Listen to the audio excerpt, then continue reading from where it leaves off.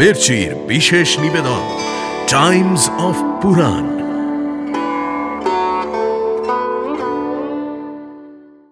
তুমি যদি ভেবে থাকো তুমি আমাকে যা ইচ্ছা বলে অপমান করে পার পেয়ে যাবে, তাহলে ভুল করছো। এই লক্ষ্মী আজ বিদায় নিল। এই দুষ্ট তক্ষক নাগ আমার পিতার হত্যাকারী। একে উপযুক্ত শাস্তি দেওয়া বাকি রয়েছে। দুর্বিনীত পুত্রকে শাসন করা পিতার দায়িত্ব। আজ আমি ভৃগুকে অভিশাপ দেব। আমার পিতা কি তবে অসহায়ভাবে মৃত্যুবরণ করবেন আচার্যদেব? এই তার কপালের লিখন। শুনছেন মহর্ষি বেদব্যাস রচিত শ্রীমদ্ ভাগবত মহাপুরাণ ও গর্গ সংহিতা অবলম্বনে কৃষ্ণ কথা। আজ শুনবেন পরীক্ষিতের মৃত্যু ও সর্পযজ্ঞ। হরি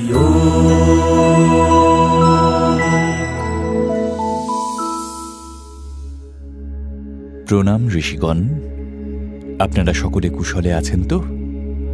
গুরুদেবের এই নৈমিষারণ্যে আপনাদের সঙ্গে দেখা করতে এলাম। আসুন রোমহর্ষণ, আসুন। আমাদের কি সৌভাগ্য, এই নৈমিষারণ্য একেবারে পূর্ণ হয়ে উঠবে। আপনার গুরু স্বয়ং শুকদেব আপনাকে এখানে পাঠিয়েছেন? হ্যাঁ ঋষি শৌনক, সেই মহাগুরুই তো আপনাদের কাছে আমাকে পাঠালেন। আপনারা নাকি জগতের কল্যাণের জন্য এক মহাযজ্ঞ শুরু করেছেন শুনলাম। ঠিকই শুনেছেন সুত, আমরা এক মহাযজ্ঞ করছি। তবে সেই যজ্ঞ চলাকালীনই আপনার মুখ থেকে বেদ পুরাণের কথা শুনতে চাই আমরা। আপনার মতো করে এই কথা কেউ এভাবে শোনাতে পারবেন না। মহাগুরু শুকদেবের মুখ থেকে যা শুনে এসেছেন সেই কাহিনী আমাদের বলুন সুত। আপনি নিজে তো সেই পরম ব্রহ্মকে উপলব্ধি করেছেন, সেই আনন্দ আমাদেরও দান করুন। মহর্ষি শৌনক, আপনাদের সভায় আমাকে বক্তার স্থান দিয়েছেন, এতে আমি ধন্য। বেদ মন্ত্রের উচ্চারণ শুনে মনে এক অপূর্ব শান্তি অনুভব করলাম। বলুন মহর্ষি, আপনারা কি শুনতে চান? ভগবানের উপাসনার বিভিন্ন পথ, বিভিন্ন মত রয়েছে, কিন্তু কলিযুগের মানুষের সময় কম, ধৈর্য কম, মেধা নিষ্ঠা ইত্যাদিও কম। তাই এই যুগের পক্ষে সহজ পথ কোনটি? আচার্যদেব শুক বলেন, এই যুগের পক্ষে শ্রেষ্ঠ পথ হল ভক্তিযোগ। ভক্তি করে ভগবান শ্রীকৃষ্ণের উপাসনা করুন, আপনাদের সকলেরই তাতে মঙ্গল হবে। শ্রীকৃষ্ণের একটি নাম হল ভিভয়, অর্থাৎ ভয় নিজেই তাঁকে ভয় পায়। তাই শ্রীকৃষ্ণের উপাসনা করলে মানুষের ভয় চলে যায়। কিন্তু শ্রীকৃষ্ণ যে এখন আর এই পৃথিবীতে নেই। বহুদিন আগেই তিনি বৈকুণ্ঠে ফিরে গেছেন। তাকে ছাড়া এই পৃথিবীর মানুষ কিভাবে ধর্মজ্ঞান লাভ করবে? শ্রীকৃষ্ণ কোথাও যাননি মহর্ষি, তিনি সব সময় আমাদের সঙ্গেই আছেন। তিনি যে পরম ভক্তবৎসল, আমাদের হৃদয়ে পরমাত্মারূপে বিরাজ করছেন। তিনি আমাদের সুপথে চালিত করছেন। অন্তরের আত্মাকে কে আর সর্বদা দেখতে পায় বলুন? বাইরের পৃথিবীতে আমাদের চোখের সামনে তো তিনি আর নেই। তাকে দেখতে পাচ্ছি কই? সে কি, বাইরে তিনি নেই? কে বলল? আছেন তো, সর্বত্র আছেন। আমাদের চোখের সামনে তিনি সাধুরূপে, শাস্ত্ররূপে আছেন। এই মাত্র তাঁকেই শুনে এলাম তো। আপনি শ্রীকৃষ্ণকে শুনে এলেন? এ কথাটার অর্থ ঠিক বুঝতে পারলাম না সুত। আচার্যদেব শুক যে ভাগবত কথা বলেছেন তাও তো স্বয়ং শ্রীকৃষ্ণের বাণী শরীর। তাঁর কথা আর তিনি অভিন্ন, এতে কোনো সন্দেহ নেই। শুনেছে আচার্যদেব শুকের নাকি কোনো মায়া নেই। মায়া নাকি কখনো তাকে বাঁধতেই পারেনি। তিনি কি আজন্ম পরমহংস? নিশ্চয়ই। তার পূর্ণ জীবনের একটি ঘটনা বলি, শুনুন তবে।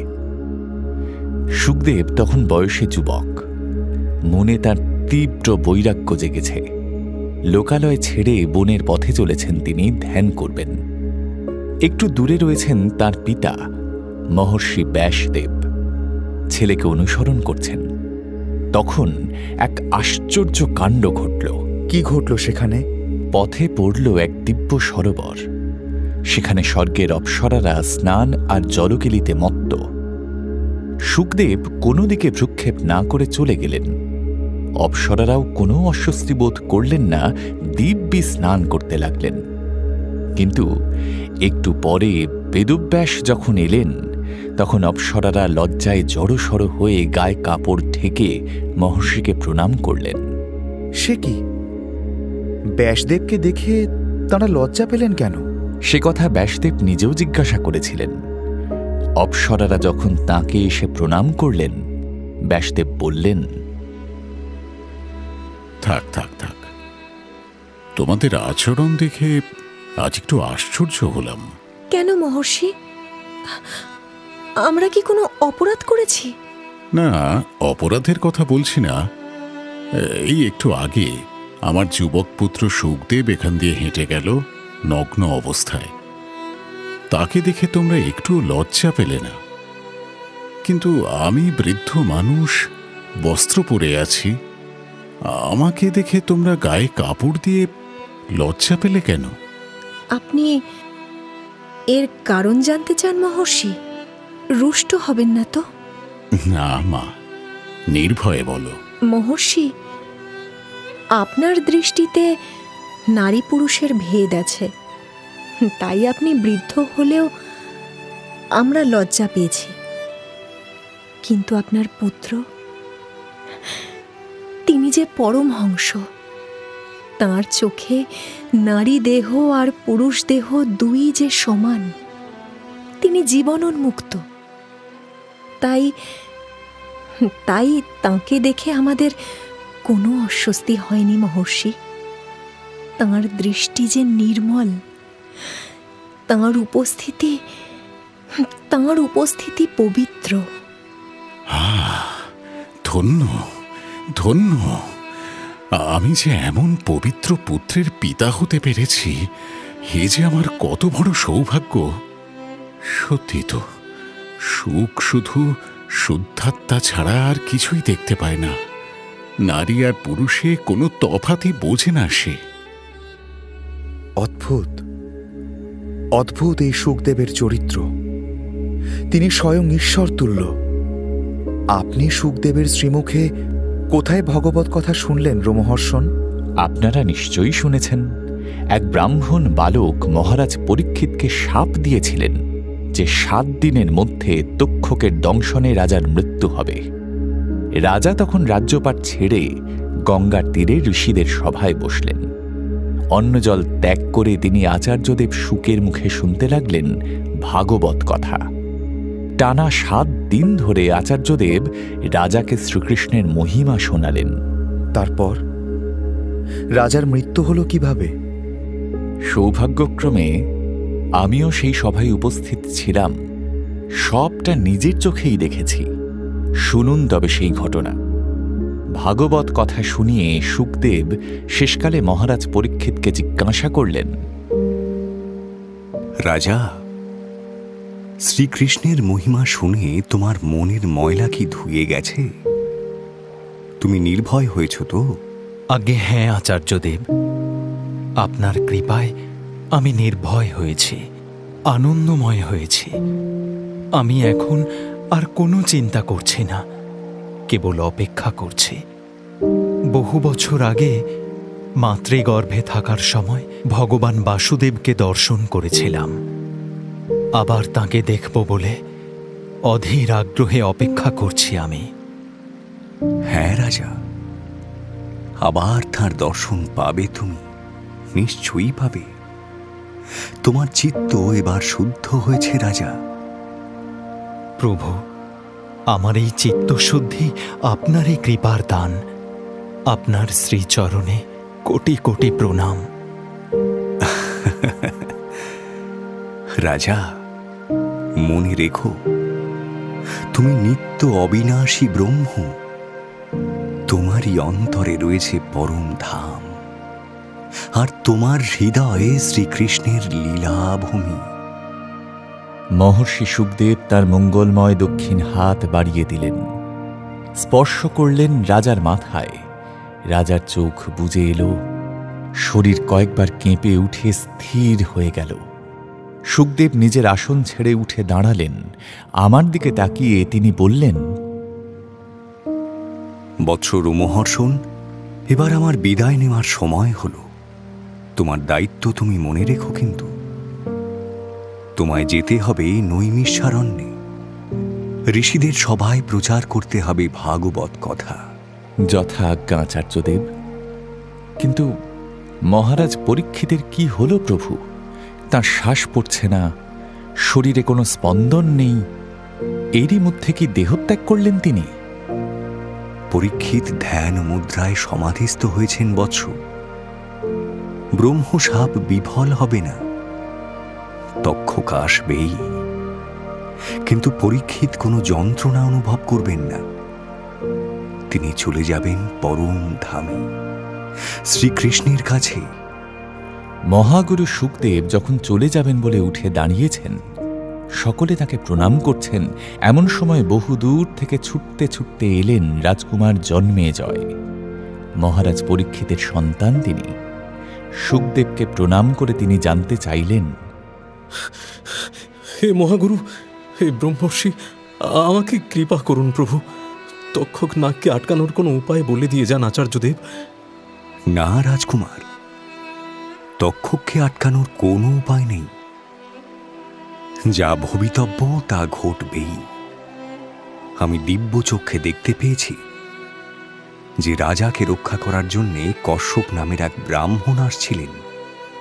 পথেই তক্ষক তাকে ধনরত্ন দিয়ে বিদায় করেছে। তক্ষক আসবেই, তাকে কেউ আটকাতে পারবে না। আমার পিতা কি তবে অসহায়ভাবে মৃত্যুবরণ করবেন আচার্যদেব? এতকাল ধর্মপথে থেকে রাজ্য শাসনের পর এই তার কপালের লিখন। বৎস জন্মেজয়, শান্ত হও। তোমার পিতা যেভাবে দেহত্যাগ করছেন তা যোগীরাও চান। তোমার বয়স অল্প, মন চঞ্চল, তাই বুঝতে পারছো না। বাবা রোমহর্ষণ, রাজকুমারকে সংযত রেখো। আমার বিদায় নেওয়ার সময় হলো। তোমার হৃদয়ে শ্রীকৃষ্ণের লীলা কথা নিত্য উদ্ভাসিত হোক বৎস। প্রণাম আচার্যদেব। সুখদেব সভা থেকে অন্তর্হিত হলেন। আমরা রুদ্ধশ্বাসে অপেক্ষা করছি কখন তক্ষক আসে। মহারাজ পরীক্ষিত নিশ্চল সমাধিস্থ হয়ে বসে আছেন ধ্যান মুদ্রায়। রাজকুমার জন্মেজয় অস্থির হয়ে উঠেছেন। দেখতে দেখতে সূর্যাস্তের সময় হল।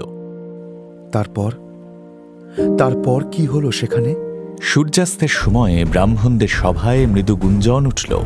তারপর দেখলাম ঋষিরা সভয় এদিক ওদিক সরে যাচ্ছেন, আর তাঁদের মধ্যে থেকে এগিয়ে আসছে বিরাট বিশাল এক নাগ। তার চোখে অপার নিষ্ঠুরতা, সূর্যের আলোয় বিষ দাঁত যেন ঝকঝক করছে। সে কি, সবার নজর এড়িয়ে তক্ষক কিভাবে সেই সভায় প্রবেশ করল? তক্ষক অতি ধূর্ত। সে এসেছিল ব্রাহ্মণের বেশে, তাই কেউ তাকে সন্দেহ করেনি। সুযোগ বুঝে সে নিজ মূর্তি ধরল। রাজকুমার জন্মেজয় চিৎকার করে উঠলেন, প্রহরী, প্রহরী, আক্রমণ করো এই নাগকে। কে আছো? আমার ধনুর্বাণ নিয়ে এসো। দেখে নিচ্ছি এই শয়তানকে, আমি দেখে নিচ্ছি। রাজকুমার, দয়া করে আর এগোবেন না, থামুন। আপনি রাজার জ্যেষ্ঠ পুত্র, এরপর প্রজাদের দায়িত্ব আপনার। তক্ষক অলৌকিক শক্তি ধরে রাজকুমার। এই পৃথিবীতে তাকে আটকানোর সাধ্য কারোর নেই। দোহাই আপনার, আপনি হস্তিনাপুরের ভবিষ্যৎ রাজা, হঠকারিতা করে নিজের মৃত্যু ডেকে আনবেন না। ছাড়ুন, ছাড়ুন আমাকে। আমার সামনে দিয়ে এই নাগ। রাজকুমারের কথা শেষ হল না। দ্রুত বেগে তক্ষক দংশন করল সমাধিস্থ মহারাজের চরণে। মুহূর্তে পুড়ে ভস্ম হয়ে গেল মহারাজের পবিত্র দেহ। পিতা, পিতা! ব্রাহ্মণের অভিশাপ সত্য হল। তক্ষক হাওয়ায় মিলিয়ে গেল। আর তখনই আকাশে শোনা গেল শঙ্খধ্বনি, শোনা গেল দুন্দুভির শব্দ। যেখানে মহারাজ পরীক্ষিতের দেহ ভস্ম পড়েছিল তার উপরে পুষ্পবৃষ্টি করতে লাগলেন দেবতারা। ফুলে ফুলে ঢেকে গেল সেই বেদী। তার সামনে কান্নায় ভেঙে পড়লেন জন্মেজয়।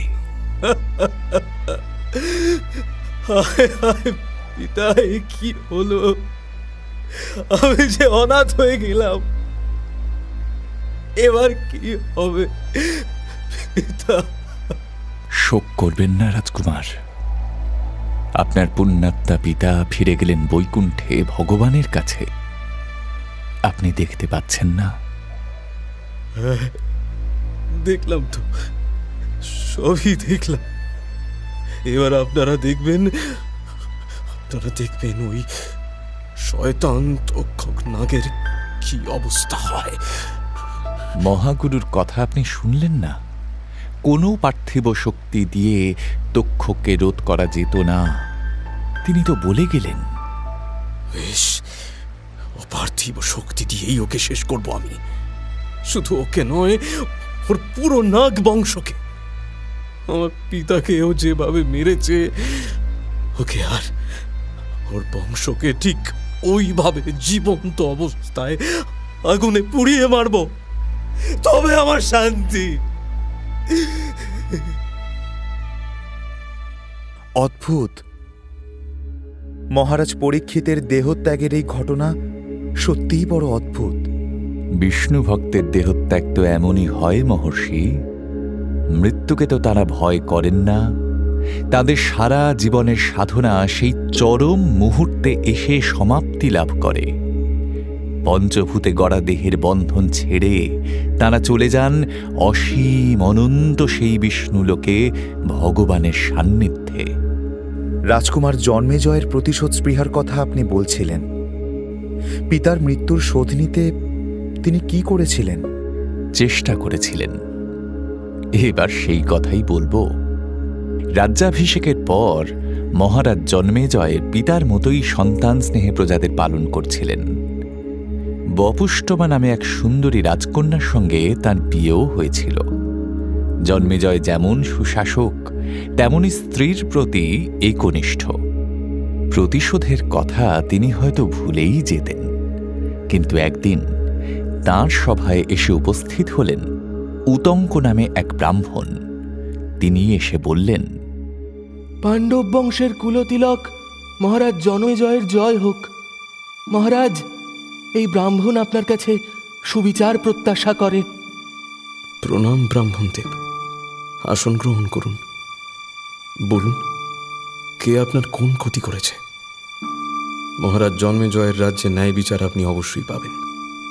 মহারাজ, গুরুদক্ষিণা দেওয়ার জন্য আমি অতি দুর্লভ অলঙ্কার সংগ্রহ করে ফিরছিলাম। পথের মধ্যে তক্ষক নাগ ছদ্মবেশে এসে সেই অলঙ্কার চুরি করেছে। সে কি? তক্ষক আবার আমার রাজ্যে উপদ্রব শুরু করেছে?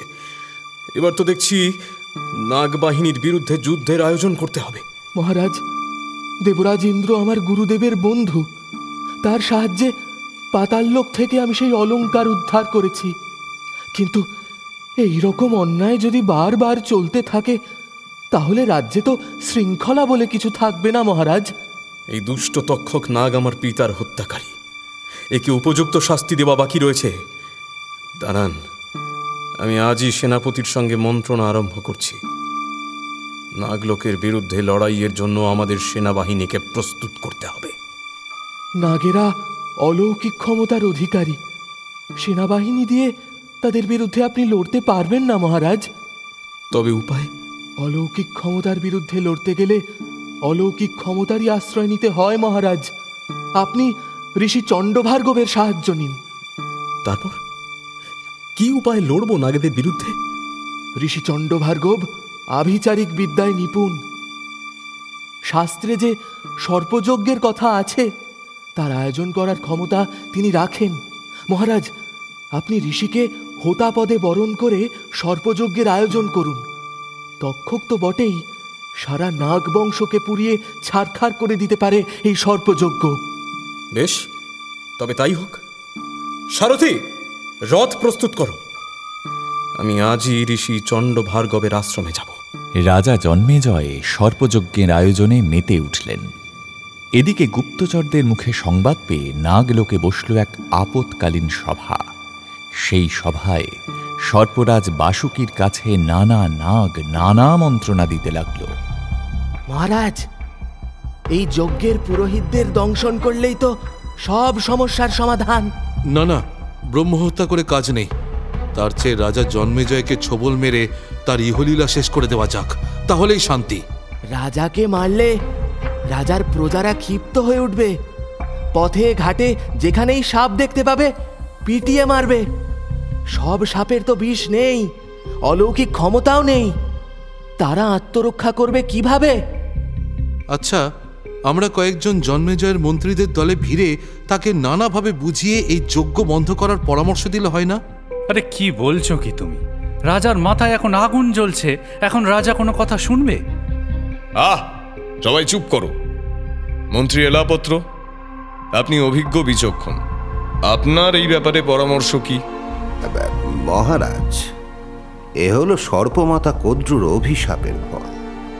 কোন অভিশাপের কথা বলছেন আপনি? সর্পমাতা যখন আমাদের সৎমা বিনতার বিরুদ্ধে ষড়যন্ত্র করছিলেন, তখন আমাদের মধ্যে কেউ কেউ তার সঙ্গ দেয়নি।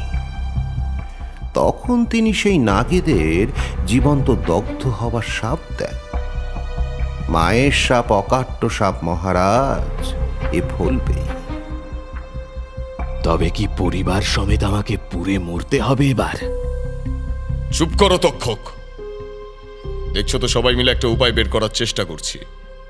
এলাপত্র, প্রজাপতি ব্রহ্মার সভায় আপনার যাতায়াত আছে। এই সমস্যা কিভাবে মিটবে তার কোনো ইঙ্গিত আপনি পাননি? পেয়েছি মহারাজ। ব্রহ্মা একসময় ঋষিদের সঙ্গে আলোচনার সময় বলছিলেন, রাজা জন্মেজয়ের সর্পযজ্ঞের ফলে নাগ বংশের যখন ঘোর বিপদ হবে, তখন ঋষি জরৎকারুর পুত্র তাদের রক্ষা করবে। ঋষি জরৎকারু অর্থাৎ আমাদের ভগিনী মনসার স্বামী? ঠিক তাই মহারাজ। ঋষির বড় রাগী স্বভাব। মনসার সঙ্গে তিনি বেশি দিন সংসার করেননি, আবার ঘর ছেড়ে তপস্যা করতে চলে গেছেন।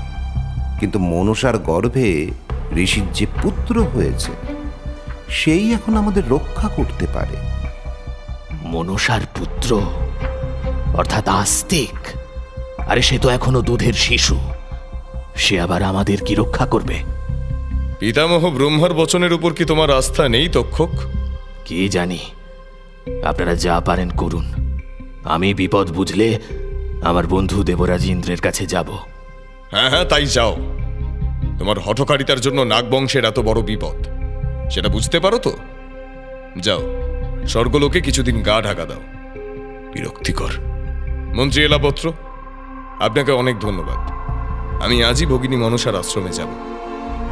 এদিকে হস্তিনাপুরে এসেছেন ঋষি চণ্ড ভার্গব। সর্পযজ্ঞের আয়োজন সম্পূর্ণ।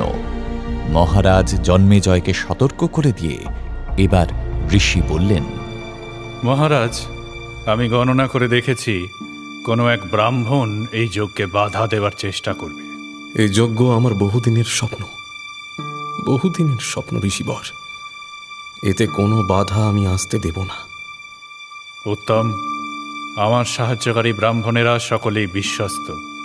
আপনি আদেশ জারি করুন, যতক্ষণ যজ্ঞ চলবে ততক্ষণ যেন কোনো বহিরাগত অচেনা লোক এই যজ্ঞশালায় প্রবেশ না করে। তাই হবে ঋষিবর। সেনাপতি, যজ্ঞশালার প্রতিটি দরজায় কড়া পাহারা চাই। বাইরে থেকে কোনো অচেনা লোক যেন এখানে কোনোভাবে উপদ্রব করতে না পারে। শুরু হলো সর্পযজ্ঞ। বিশাল হোমকুণ্ডে জ্বলে উঠল অগ্নিশিখা, আর পুরোহিতদের মন্ত্র উচ্চারণের সঙ্গে সঙ্গে নানা জাতির, নানা রঙের, নানা আকারের ছোট বড় সাপ বাতাসে উড়ে এসে হোমকুণ্ডে পড়তে লাগল। সাপেদের মরণ চিৎকারে ছেয়ে গেল আকাশ বাতাস। বিশ্রী পোড়া গন্ধে যজ্ঞশালা ভরে গেল। এদিকে প্রাণ ভয়ে ভীত হয়ে তক্ষক এসে হাজির হল দেবরাজ ইন্দ্রের সভায়। দেবরাজ, দেবরাজ, আমাকে রক্ষা করুন দেবরাজ। আমি আপনার বহুদিনের মিত্র, আমাকে রক্ষা করুন। আপনি থাকতে জন্মেজয়ের সর্পযজ্ঞে আমি কি জীবন্ত পুড়ে মরব দেবরাজ? দয়া করুন, দয়া করুন দেবরাজ। কোনো ভয় নেই তক্ষক নাগ, তুমি নাগ রূপ ধরে আমার উতরিয়ে লুকিয়ে থাকো, দেখি কোন ব্রাহ্মণের কত ক্ষমতা। এদিকে বাসুকীর অনুরোধে যজ্ঞশালায় এসে উপস্থিত হয়েছেন বালক আস্তিক, কিন্তু প্রহরীরা তাকে কিছুতেই ঢুকতে দিচ্ছে না। মহারাজ জন্মেজয়ের জয় হোক। মহারাজ, আমার পরিবার বড় বিপদে পড়েছে। মহারাজ, রক্ষা করুন। কে এই ব্রাহ্মণ বালক? প্রহরী, ওকে আসতে দাও। মহারাজ জন্মেজয় কখনো প্রার্থীকে ফেরায় না। সাবধান মহারাজ, এখনো যজ্ঞ শেষ হয়নি। এখন কাউকে কোনো প্রতিশ্রুতি আপনি দেবেন না। তক্ষক কেন এখনো আগুনে এসে পড়ছে না ঋষিবর? তক্ষক নাগ মনে হচ্ছে দেবরাজ ইন্দ্রের আশ্রয়ে আছে।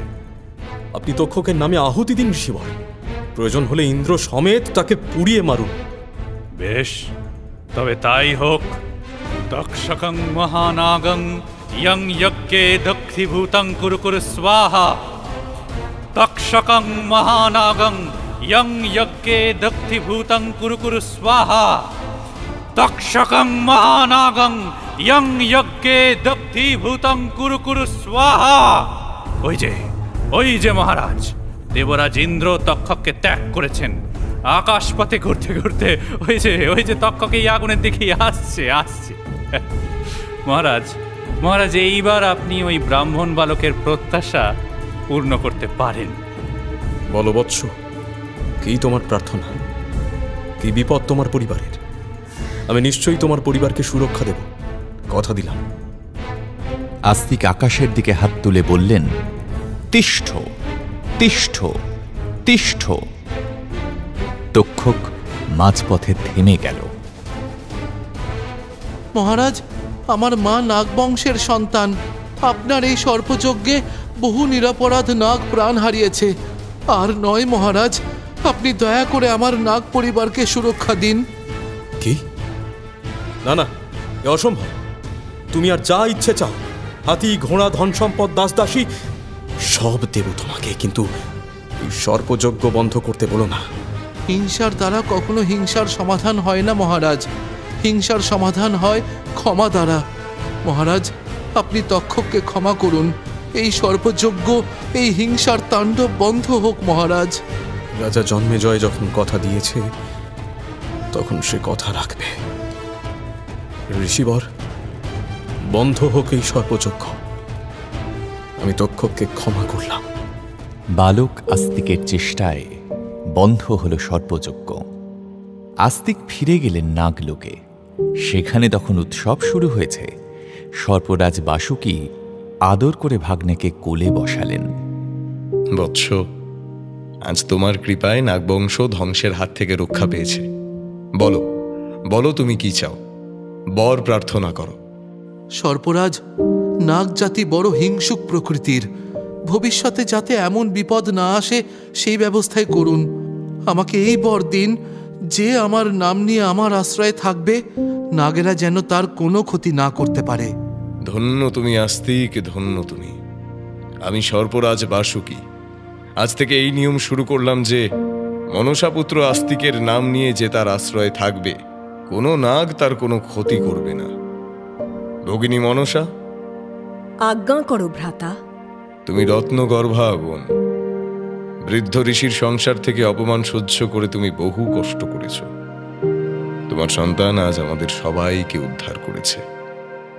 মনসা, আজ থেকে তুমি নাগমাতার পদ লাভ করলে। অষ্টনাগের সঙ্গে তুমিও পূজা লাভ করবে। ভ্রাতা, আমি ধন্য হলাম। অদ্ভুত, এ কাহিনী সত্যিই বড় অদ্ভুত। সত্য, হিংসা দ্বারা হিংসার মূল নাশ করা যায় না, শুধু অল্প সময়ের জন্য ঠেকিয়ে রাখা যায়। হিংসাকে সম্পূর্ণভাবে নির্মূল করা যায় একমাত্র ক্ষমা দিয়ে। বড় সুন্দর শিক্ষা পেলাম আজ। ক্ষমা গুণে ভগবান নারায়ণের তুল্য আর কেউ নেই মহর্ষি। ভৃগুমুনির মারাত্মক অপরাধ তিনি অনায়াসে ক্ষমা করেছিলেন বলেই তিনি দেবশ্রেষ্ঠ। তিনি কি অপরাধ করেছিলেন? এবার তাহলে সেই কাহিনী আরম্ভ করি। বহুকাল আগে সরস্বতী নদীর তীরে ঋষিরা এক যজ্ঞের আয়োজন করেছিলেন। তাঁদের মনে প্রশ্ন এলো, কার উদ্দেশ্যে এই যজ্ঞ? এই জিজ্ঞাসার সমাধানের জন্য তারা ভৃগু মুনির শরণ নিলেন। মুনিবর, জ্ঞানে তথা পাণ্ডিত্যে এই সভায় আপনার সমকক্ষ আর কেউ নেই। আপনিই বলুন, কোন দেবতা সর্বশ্রেষ্ঠ? তার উদ্দেশ্যেই আমরা আমাদের এই যজ্ঞ উৎসর্গ করব। বড় জটিল প্রশ্ন করেছেন আপনারা। শাস্ত্রে বলে এই বিশ্বের সৃষ্টিকর্তা হলেন ব্রহ্মা, পালনকর্তা হলেন বিষ্ণু, আর প্রলয়কর্তা হলেন রুদ্র। এরা প্রত্যেকেই মহৎ, প্রত্যেকেরই আশ্চর্য অকল্পনীয় ক্ষমতা। সে তো আমরাও জানি, কিন্তু এদের মধ্যে কে শ্রেষ্ঠ সে কথা আপনি বলে দিন। কিন্তু এদের মধ্যে সবচেয়ে সেরা কে সেটা নির্ণয় করা কঠিন বটে। আমার মনে হচ্ছে শুধু শাস্ত্র পড়ে এই উত্তর পাওয়া যাবে না। আপনি ঠিকই বলেছেন মুনিবর। বিভিন্ন দেবতার মহিমা বর্ণনা করার জন্য বিভিন্ন শাস্ত্র আছে। শাস্ত্র পড়ে সিদ্ধান্তে আসা খুবই কঠিন। তাহলে এই প্রশ্নের সমাধান কিভাবে পাওয়া যাবে কিছু ভেবেছেন? হ্যাঁ, একটা উপায় আছে। ক্ষমতা শুধু থাকলেই হয় না, উপযুক্ত সময়ে ক্ষমতার প্রয়োগ আর সংযম দুটোই জানা থাকা চাই। আমি এই 3 দেবতার সঙ্গে সাক্ষাৎ করব, তাদের সংযম পরীক্ষা করে দেখব, তারপর আপনাদের প্রশ্নের উত্তর দেব। ঋষিদের আশ্বাস দিয়ে ভৃগু প্রথমেই চললেন সত্যলোকে। এই সত্যলোক হল জগতের সৃষ্টিকর্তা প্রজাপতি ব্রহ্মার নিবাস। ব্রহ্মা তখন দেবতাদের সঙ্গে আলোচনায় মগ্ন ছিলেন। বহুদিন পরে প্রিয় পুত্র ভৃগুকে আসতে দেখে প্রজাপতির মুখে হাসি ফুটল। কিন্তু ভৃগু ব্রহ্মাকে প্রণাম না করেই দ্রুত সত্যলোক থেকে প্রস্থান করলেন। ব্রহ্মার মনে এইবার জাগল ক্রোধ। দেখেছেন দেবগণ, ঋষিদের সভায় সম্মানের আসন পেয়ে ভৃগুর স্পর্ধা কতদূর বেড়েছে। সে নিজের পিতাকে প্রণাম তো দূরের কথা, কুশল জিজ্ঞাসা পর্যন্ত করছে না আজকাল। না, এত গর্ব সহ্য করা যায় না। দুর্বিনীত পুত্রকে শাসন করা পিতার দায়িত্ব। আজ আমি ভৃগুকে অভিশাপ দেব। শান্ত হন প্রজাপতি। সন্তানের অপরাধে পিতার পক্ষ থেকে এত কঠিন শাস্তি দেওয়া ঠিক হবে না। মুনিবরের সঙ্গে দেখা হলে আমরা তাকে বুঝিয়ে বলব। তিনি জ্ঞানী, নিশ্চয়ই নিজের ভুল বুঝতে পারবেন। ভবিষ্যতে মুনিবর যদি একই অপরাধ বারবার করতে থাকেন, তখন না হয় তাকে আপনি অভিশাপ দেবেন। এখন দয়া করে শান্ত হন। উত্তম, আপনাদের অনুরোধে এবারের মতো আমি ভৃগুর অভদ্রতা ক্ষমা করলাম, কিন্তু বারবার ক্ষমা করব না, এটাও মনে রাখবেন। ব্রহ্মাকে পরীক্ষা করার পর ভৃগু চললেন কৈলাসে। শিব আর পার্বতী তখন শাস্ত্র আলোচনা করছিলেন। ভৃগু মুনিকে আসতে দেখে শিবের মুখে হাসি ফুটল। মুনিকে আলিঙ্গন করার জন্য 2 হাত বাড়িয়ে তিনি এগিয়ে এলেন। বহুদিন পর তোমাকে কৈলাসে আসতে দেখে কি আনন্দ যে হচ্ছে। তোমার তপস্যায় কোনো বিঘ্ন ঘটছে না তো? শুনেছি ঋষিদের সভায় তুমি এখন বিরাট সম্মানের অধিকারী। তোমার গৌরবের কথা শুনলে আমার ভীষণ আনন্দ হয়। সে তো বড় উত্তম কথা মহাদেব, কিন্তু তোমাকে নিয়ে যে গৌরব করব সে উপায় কি রেখেছ? অর্থাৎ কি বলতে চাইছ? তুমি ঋষিদের উপদেশদাতা গুরু, অথচ শুনতে পাই তুমি নাকি এখন শ্মশানে মশানে ভূত প্রেত যক্ষ রক্ষদের সাথে নিয়ে তাণ্ডব করে বেড়াও। তাণ্ডব? এ তুমি কি বলছো ভৃগু? ঠিকই বলছি মহাদেব। এই যে তোমার গায়ে অপবিত্র চিতাভস্য লেগে আছে, তোমার পরনে বাঘ ছাল, গলায় মুন্ডমালা, এই কি জগৎগুরুর উপযুক্ত সাজ? তোমাকে স্পর্শ করতে আমার সংকোচ হচ্ছে মহাদেব। স্তব্ধ হও ভৃগু। আমি তোমাকে ভাই বলে সম্মান করি বলে তুমি যদি ভেবে থাকো তুমি আমাকে যা ইচ্ছা বলে অপমান করে পার পেয়ে যাবে, তাহলে ভুল করছো। তাই নাকি? ভদ্র সমাজে যে আচরণ চলে না, তুমি দিনের পর দিন তা করে যাবে, আর আমি সব সহ্য করব? তোমাকে কিছুই বলতে পারবো না। কেন বলবো না? তোমাকে আমি ভয় করি নাকি? তবে রে পাঁচাল মুনি, তোমার দুঃসাহস দেখছি ভীষণ বেড়েছে। তোমাকে আজই এর দণ্ড পেতে হবে। ক্রোধে জ্বলে উঠল মহাদেবের ত্রিনয়ন। তার শ্বেত শুভ্র মুখ অপমানে রাঙা হয়ে উঠল। তিনি তুলে নিলেন তার ভয়ঙ্করতম অস্ত্র ত্রিশূল। মহাদেব যখন ভৃগুমুনিকে বধ করতে এগিয়ে যাচ্ছেন, তখন মা পার্বতী ছুটে এসে তার হাত চেপে ধরলেন।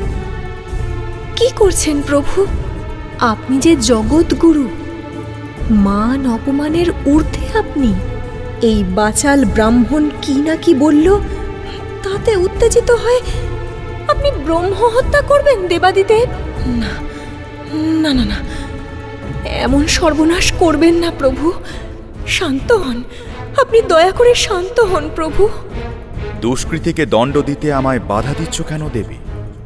তোমার অনুরোধ আমি ফেলতে পারি না, কিন্তু এই নিন্দুক ব্রাহ্মণের উপস্থিতি আমি সহ্য করতে পারছি না।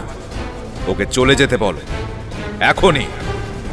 মুনিবর, প্রভুকে দয়া করে আর ক্রুদ্ধ করবেন না। যান যান বলছি। আপনি এক্ষুনি এই মুহূর্তে কৈলাস ত্যাগ করুন। মা পার্বতীর দয়ায় ভৃগুমুনির প্রাণ রক্ষা হল। এইবার তিনি চললেন বৈকুণ্ঠে, আর বৈকুণ্ঠে গিয়ে তিনি সবচেয়ে মারাত্মক অপরাধটি করলেন। সৃষ্টিকর্তা ব্রহ্মার সঙ্গে ভৃগুমুনি যে আচরণ করেছিলেন, সেটি হল মানসিক অপরাধ। তিনি মনে মনে পিতাকে উপেক্ষা করেছিলেন, কিন্তু মুখে কোনো কটু কথা বলেননি। সত্যলোকে তাকে ক্ষমা করা হল। তাই তার সাহস বাড়ল। প্রলয়ঙ্কর রুদ্রের কাছে গিয়ে তিনি এবার করে বসলেন বাচিক অপরাধ। কটু কথায় অপমান করলেন প্রভু মহেশ্বরকে। এবারও মা উমার দয়ায় তাকে দণ্ড পেতে হল না, তাই তার স্পর্ধা আরও বেড়ে গেল। বৈকুণ্ঠে গিয়ে চরম দুঃসাহসে ভর করে তিনি সবচেয়ে ভয়ঙ্কর অপরাধ করলেন। ভগবান বিষ্ণু তখন অনন্ত নাগের শয্যায় দেবী লক্ষ্মীর কোলে মাথা রেখে বিশ্রাম করছিলেন। ভৃগুমুনি এগিয়ে এসে সজোরে পদাঘাত করলেন বিষ্ণুর বক্ষস্থলে। কি সর্বনাশ! এ যে কায়িক অপরাধ। এ যে ভগবানের সচ্চিদানন্দ দিব্য দেহকে পীড়া দেওয়ার চেষ্টা। আমার তো শুনেই ভয়ে শরীর ঠান্ডা হয়ে যাচ্ছে। এরপর কি হলো ভৃগুমুনির পরিণতি? সেটিই তো সবচেয়ে আশ্চর্য কথা মহর্ষি। ভগবান নারায়ণ যে ক্ষমাগুণের আধার, তিনি ভৃগুকে কোনো দণ্ড দিলেন না, অভিশাপ দিলেন না, এমনকি তিরস্কারও করলেন না। তিনি কি করলেন জানেন? তিনি মুনির কাছে ক্ষমা চাইলেন। বলেন কি? অপরাধ করলেন মুনি আর ক্ষমা চাইলেন ভগবান নারায়ণ? এ কি অদ্ভুত কথা!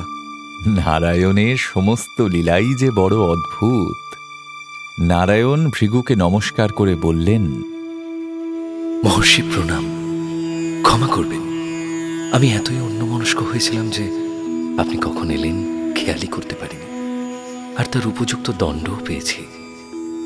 দয়া করে আসন গ্রহণ করুন, আপনার চরণ দুটি ধুইয়ে দিই।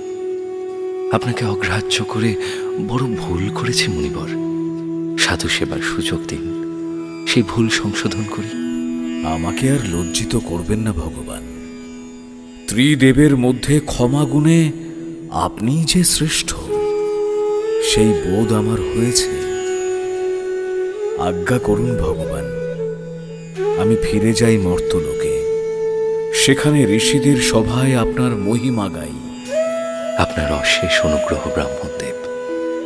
নারায়ণের কাছে ক্ষমা পেয়ে ভৃগুমুনি ফিরে এলেন মর্ত্যলোকে।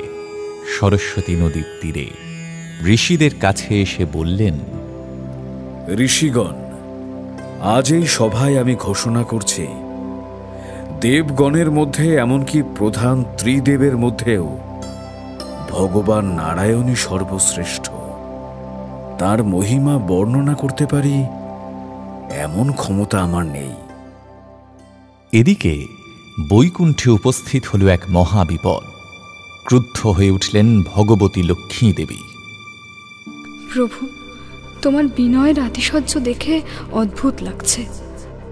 তোমার হৃদয়ে আমার নিবাস, সেই হৃদয়ে ওই অহংকারী মুনি পদাঘাত করলেন, আর তুমি তাকে কোনো দণ্ডই দিলে না। শান্ত হও দেবী, ব্রাহ্মণ তো তোমাকে অপমান করেননি, তিনি আমাকে দণ্ড দিয়েছেন।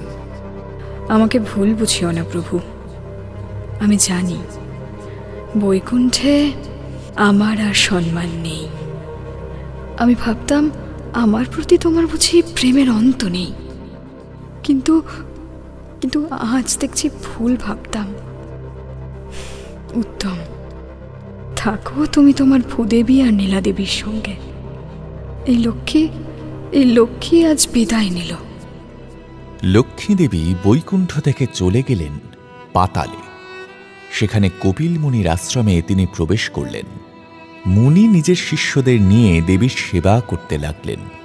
এদিকে শ্রীদেবীকে ছাড়া বৈকুণ্ঠ যে অচল। ভূদেবী আর নীলাদেবী তখন নারায়ণকে অনুরোধ করলেন, প্রভু, লক্ষ্মী দেবীকে ছাড়া বৈকুণ্ঠ আলোহীন, আনন্দহীন। তুমি দয়া করে তাকে ফিরিয়ে আনো প্রভু। লক্ষ্মী দেবী সহচরী হওয়াই আমাদের গৌরব, নাথ। দয়া করে তাকে ফিরিয়ে আনো। শ্রীদেবীর প্রবল অভিমান হয়েছে, তোমরা আমার জন্য অপেক্ষা করো, আমি নিজে যাব মর্ত্যলোকে, তাকে ফিরিয়ে আনবই। এক সুন্দর রাজকুমারের ছদ্মবেশে নারায়ণ নেমে এলেন মর্ত্যলোকে। প্রথমেই তিনি গেলেন মহারাষ্ট্রের কোলাপুরে। কোলাপুর অর্থাৎ মহারাজ সুরথের রাজধানীর কথা বলছেন? যথার্থই বলেছেন ঋষিবর। এই কোলাপুর মহারাজ সুরথের রাজধানী। যবনদের সঙ্গে যুদ্ধে পরাজিত হয়েছিলেন রাজা সুরথ। মেধামুনির উপদেশে দেবী মহালক্ষ্মীর সাধনা করে দেবীর কৃপায় তিনি আবার রাজ্য ফিরে পেয়েছিলেন। এই নগরীতে দেবী মহালক্ষ্মী কোন রূপে অবস্থান করেন? ঋষি অগস্ত্য এই নগরীতে দেবীকে মহালক্ষ্মী রূপে প্রতিষ্ঠা করেছেন। সৃষ্টির প্রারম্ভে এই রূপেই দেবী অনন্ত মহাশূন্যকে নিজের শ্রীঅঙ্গের জ্যোতির ছটায় পূর্ণ করেছিলেন। বিষ্ণুকান্তা দেবী মহালক্ষ্মী চতুর্ভুজা। তার হাতে রয়েছে গদা, ঢাল, পানপাত্র আর বিজাপুর ফল। তিনি মাতৃস্নেহে সর্বদাই ভক্তদের বর প্রদানের জন্য উন্মুখ হয়ে আছেন। আহা, মায়ের কি আশ্চর্য মহিমা! তারপর কোলাপুরে কি করলেন ভগবান বিষ্ণু? কোলাপুরের শ্রীমন্দিরে ভগবান বিষ্ণু দীর্ঘকাল দেবী লক্ষ্মীর প্রসন্নতার জন্য তপস্যা করলেন। অবশেষে একদিন শোনা গেল এক দৈববাণী। হে তপস্বী, যদি সত্যি লক্ষ্মী লাভের ইচ্ছা থাকে তবে ভারতবর্ষের দক্ষিণ অংশে যাও। কৃষ্ণবেণী নদীর 22 যোজন দক্ষিণে বয়ে চলেছে সুবর্ণমুখরী নদী। সেই নদী তীরে দেবীর তপস্যা করো। হে আকাশবাণী, কিভাবে আমি দেবীকে প্রসন্ন করব? সেই পবিত্র ভূমিতে তুমি এক সরোবর সৃষ্টি করবে। দেবলোক থেকে সোনার পদ্ম নিয়ে এসে রোপণ করবে সেই সরোবরে। শ্রীদেবীর মন্ত্র জপ করে তাঁর আরাধনা করবে, আর তাঁর পূজায় নিত্যদিন নিবেদন করবে সেই স্বর্ণকমল। তোমার প্রতি প্রসন্ন হয়ে দেবী অবশ্যই তোমাকে দর্শন দেবেন। হে তপস্বী, তোমার লক্ষ্মী লাভ হোক। দৈববাণীর নির্দেশ পেয়ে রাজকুমারের ছদ্মবেশে বিষ্ণু চললেন দক্ষিণে। এদিকে প্রভুর যাতে পথশ্রমে কষ্ট না হয় তাই তাকে সাহায্য করার জন্য উপস্থিত হলেন বিষ্ণু বাহন গরুড়। গরুড় সুন্দর একটি অশ্বের রূপ ধরলেন। সেই অশ্বের পিঠে চড়ে অভীষ্ট লক্ষ্যের দিকে এগিয়ে চললেন নারায়ণ। পথে পড়ল শেষাচল, সেখানে বৈখানস মুনির আশ্রম। সেই রাত্রে বৈখানস মুনির আশ্রমে পরম আনন্দে কাটালেন নারায়ণ।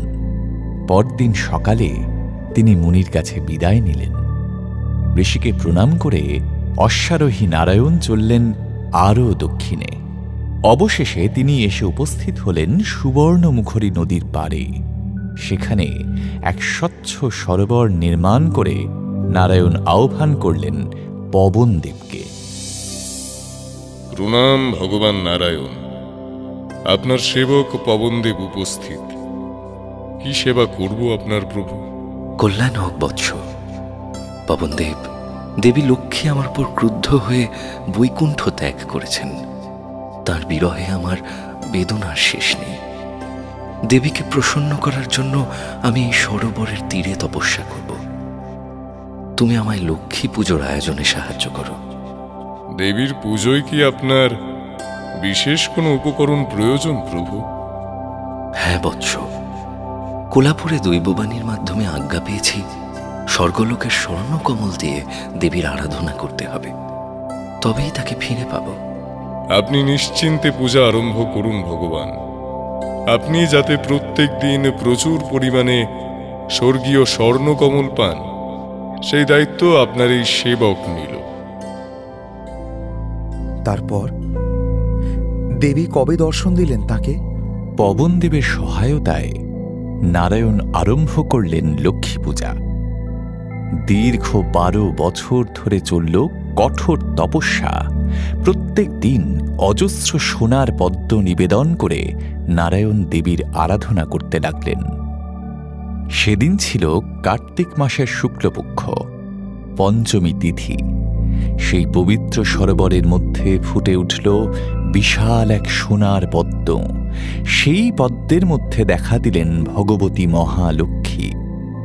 সে কি অপূর্ব রূপ মায়ের! তার গায়ের বর্ণ সোনার মতো উজ্জ্বল। 2 হাতে ধরেছেন 2টি পদ্ম, আর 2 হাতে বরাভয় মুদ্রা।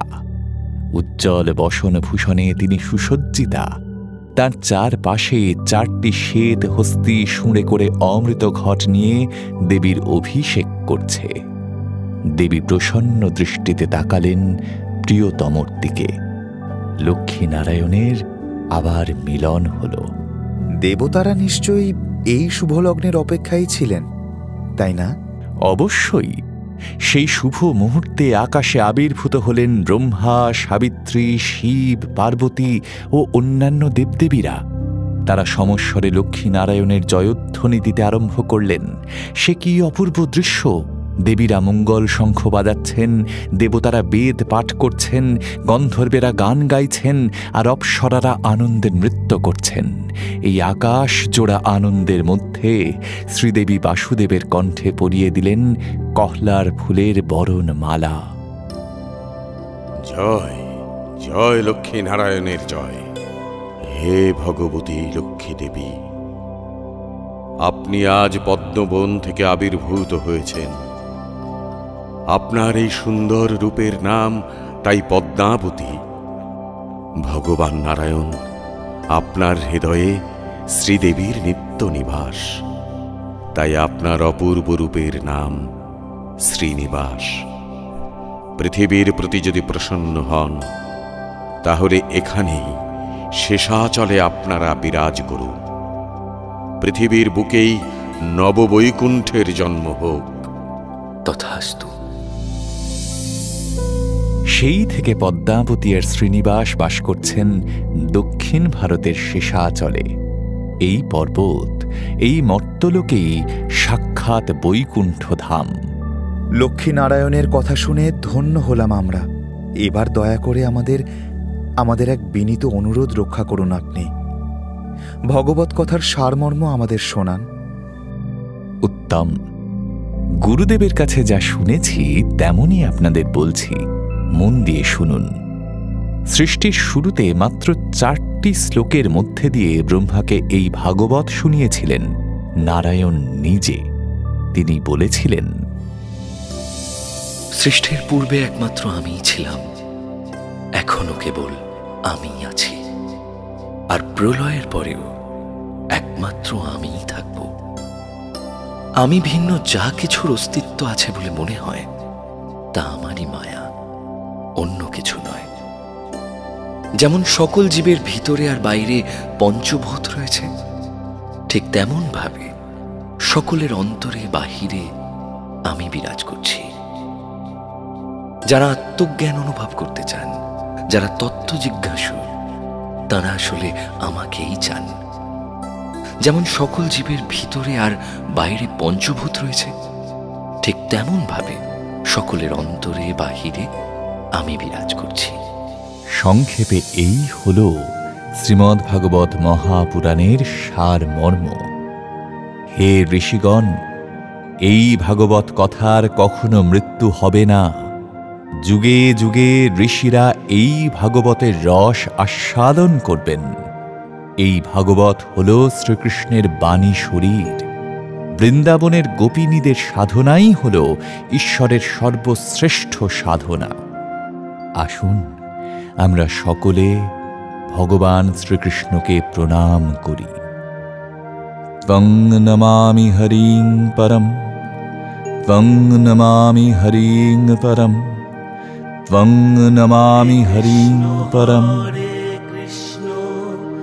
কৃষ্ণ কৃষ্ণ হরে হরে, হরে রাম রাম, রাম রাম হরে হরে। শুনলেন মহর্ষি বেদব্যাস রচিত শ্রীমদ্ ভাগবত মহাপুরাণ ও গর্গ সংহিতা অবলম্বনে কৃষ্ণ কথা।